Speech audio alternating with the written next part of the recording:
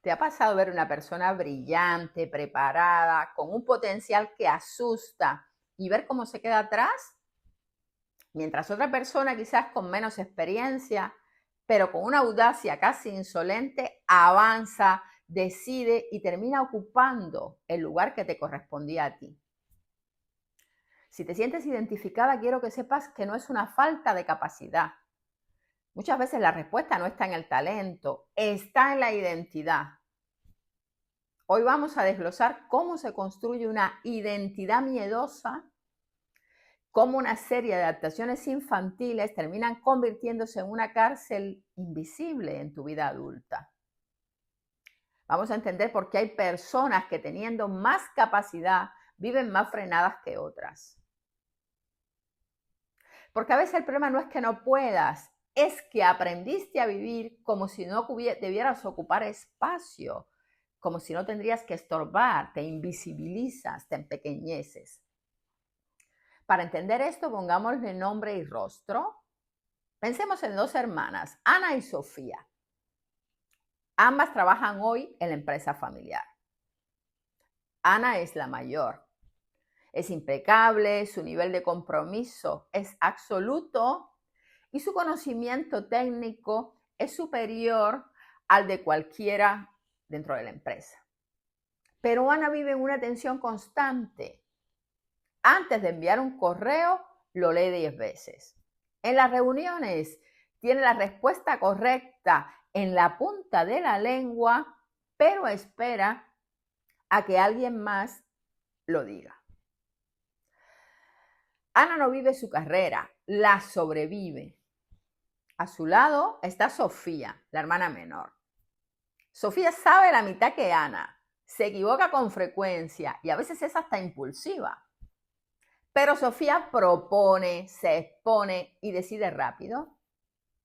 Y lo que es más frustrante para Ana, Sofía está ganando terreno dentro de la empresa. Aquí aparece una verdad difícil que el sistema educativo no nos enseña. La vida no siempre recompensa al más capaz. Muchas veces recompensa al que se atreve, al que es más valiente. Ana mira a su hermana y se pregunta, ¿por qué ella tiene esa seguridad natural que a mí me falta? Pero la seguridad no es natural, no nació con ella, es una construcción debido a su educación. ¿Por qué Ana y Sofía, creciendo en la misma casa, son distintas? Porque aunque vivieron en la misma familia, tuvieron circunstancias diferentes. Ana, como primogénita, fue el proyecto de unos padres que quizás por sus propios miedos fueron extremadamente críticos, exigentes y controladores. Para la pequeña Ana, el mundo interno se organizó bajo una premisa aterradora. Equivocarme no es seguro.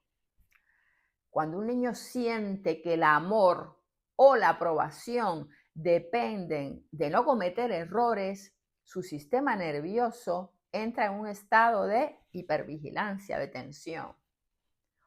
Aprende a vigilarse antes de actuar, a corregirse antes de hablar. Investigaciones de la Universidad de Binghamton han explorado cómo los niños expuestos a contextos de crítica constante, a contextos duros, desarrollan una sensibilidad alterada hacia las expresiones faciales de desaprobación. El cerebro de Ana se volvió un experto en detectar señales de peligro en los demás, señales ante las que se pudiera sentir desaprobada o criticada. En cambio, cuando nació Sofía, sus padres ya estaban más cansados o quizás más relajados. Sofía tuvo más margen de error. Pudo probar, fallar y ser torpe sin que eso fuera una amenaza a su seguridad emocional. Lo que empezó como una defensa necesaria en la infancia de Ana terminó convirtiéndose en su identidad. El miedo dejó de ser una emoción pasajera para ser una definición de su ser, de cómo ella se mira y se considera a sí misma.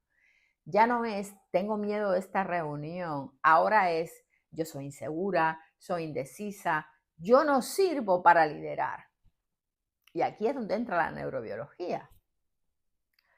Estudios de la Universidad de Harvard han mostrado que el estrés crónico por un entorno altamente crítico puede afectar el desarrollo del vermicerebeloso y la conectividad en el sistema límbico. ¿Esto qué significa? Significa que el miedo de Ana no solo es mental, está cableado en su sistema de respuesta al estrés. Cuando Ana se frena en la empresa, no está decidiendo no hablar. Su cuerpo está reaccionando a una amenaza percibida como si estuviera frente a un depredador, como si hubiese un miedo real. Su cerebro le dice, no te expongas o morirás socialmente, lo cual significa que cuidado, que te pueden criticar. Pero podemos cambiar este cableado y esto es lo importante. La respuesta es un sí rotundo y la ciencia nos da pistas fascinantes. Hablemos hoy de una investigación que a mí me encanta, el efecto Bachman. Un estudio publicado en Child Development puso niños ante una tarea muy frustrante y difícil. ¿Qué les pidió? El experimento se dividió en dos grupos. A un grupo se le pidió que pensaran en sus sentimientos mientras trabajaban. Ese niño tenía las emociones de, uy, qué difícil, se sentían nerviosos, ansiosos, ¿no? Al otro grupo se le pidió que se imaginaran que era como un personaje fuerte, como Batman, un superhéroe, o Dora la Exploradora.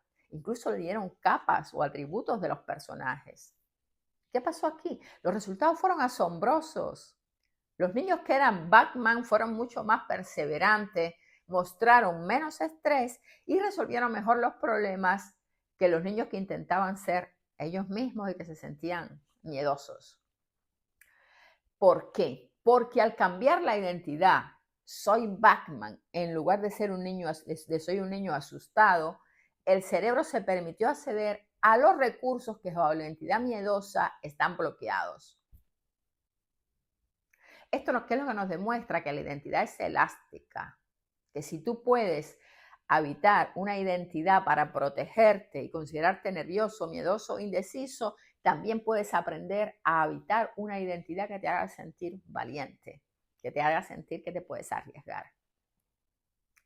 Esto que te cuento no lo aprendí solo en los libros. Yo misma fui Ana durante muchísimos años. Crecí en Cuba en un contexto de precariedad en los años 70, en un contexto de problemas en los que yo me sentía insegura y me hice pequeña para no estorbar en mi casa, que ya había muchos problemas. Recuerdo una valla en las clases de educación física. Todos los niños corrían y la saltaban con una naturalidad que a mí me parecía de otro planeta. En cambio, recuerdo que yo me quedaba paralizada. Mi cuerpo se bloqueaba por completo. Aquí tengo una foto de mi niña pequeña. Durante décadas esa valla fue la metáfora de mi vida. Yo era la niña que no pude. Pero un día, años más tarde, mientras preparaba una conferencia internacional fuera de mi país, me detuve a mirar mi trayectoria. Empecé a recorrer mi vida y me di cuenta que yo había emigrado de mi pueblo para poder estudiar, había emigrado a otro país, había incluso avanzado profesionalmente, escrito un libro, conseguido dar conferencias internacionales, me había expuesto ante miles de personas y de pronto repasé y la verdad me golpeó. Yo realmente no era una persona cobarde, era una persona con miedo, que había tenido miedo, que se había sentido insegura, pero a pesar de todo había sido increíblemente valiente, me había atrevido en mi vida a avanzar, a pesar de los miedos o las inseguridades. Una persona que hoy está asumiendo este reto de ponerse delante de esta cámara y empezar a dar en este canal de YouTube, en este momento de mi vida que me apetece divulgar mis conocimientos de más de 25 años de trabajo. Esta distinción quiero que sepa que lo cambias todo. No necesitas dejar de sentir miedo para dejar de ser una persona miedosa. Necesitas reconocer que tu miedo es una adaptación, una estrategia de supervivencia que aprendiste, pero que no es tu esencia. Es como aprendiste a sobrevivir en un momento donde no era seguro ser tú mismo o tú misma. Pero hoy ya no somos esa niña pequeña frente a la valla. Ya no somos la Ana que necesita permiso para hablar. Hoy somos un adulto, una adulta, y el cambio profundo empieza cuando dejas de tratar tu estrategia de supervivencia como si fuera tu verdad absoluta. Realmente no necesitamos muchas veces ni más títulos ni más preparación. Necesitamos dejar de vivir como si todavía tuviéramos que pedir permiso para ocupar espacio. Necesitamos dejar de sentirnos invisibles por miedo, para que no nos rechacen. Por eso te recomiendo este pequeño ejercicio hoy. Quiero que cierres los ojos, pienses en ti, en tu vida. Quiero que te vengan las imágenes de tu pasado y que recuerdes la cantidad de veces que te atreviste a exponerte a pesar del miedo, a pesar de que te sentías inseguro. Si has encontrado alguna ocasión, que estoy segura de que sí, ahora tienes la posibilidad de identificarte con el hecho de que eres valiente. Porque ser valiente no es no tener miedo, sino atreverte a superarlo. Para finalizar, te voy a dejar una pregunta para que reflexionemos juntos en los comentarios. Quiero que me escribas o que lo reflexiones para ti. ¿En qué momento de tu historia empezaste a verte como alguien inseguro? ¿Y qué pasaría si hoy decidieses ponerte esa capa y actuar a pesar del temblor o del miedo que te supone? Si este video te ha ayudado a entender el origen de ese freno invisible, suscríbete. En este canal vamos a seguir explorando las heridas que nos marcaron para construir nuestra identidad y llegar realmente a ver cuál es nuestra identidad, la que nos pertenece, la que es nuestra esencia. Bueno, te leo abajo. Gracias por estar aquí y acompañarme en el día de hoy.